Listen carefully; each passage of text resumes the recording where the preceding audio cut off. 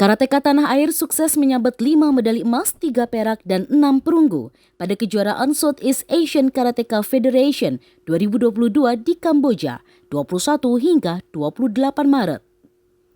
Kembalinya mereka di tanah air pada Senin malam turut disambut Sekjen PB Forky Raja Sapta Ervian sebagai bentuk apresiasi.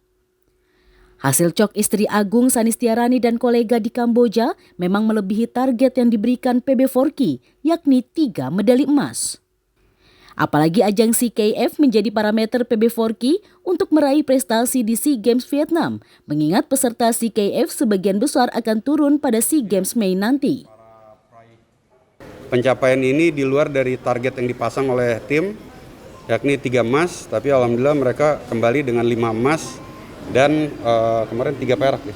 3 perak, 6 perunggu. 3 perak dan 6 perunggu.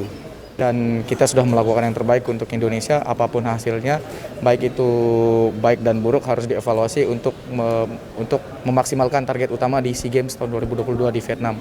Jadi saya berharap hasil ini menjadi penambah semangat kami untuk terus bekerja lebih keras lagi, terus latihan lebih keras lagi agar mendapatkan yang terbaik nanti di SEA Games Vietnam.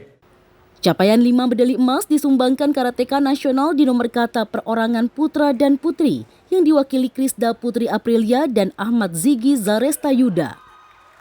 Untuk medali emas lainnya direbut Ignatius Joshua di nomor kumite putra kelas 75 kg dan Desinta Banurea di kumite putri kelas 68 kg.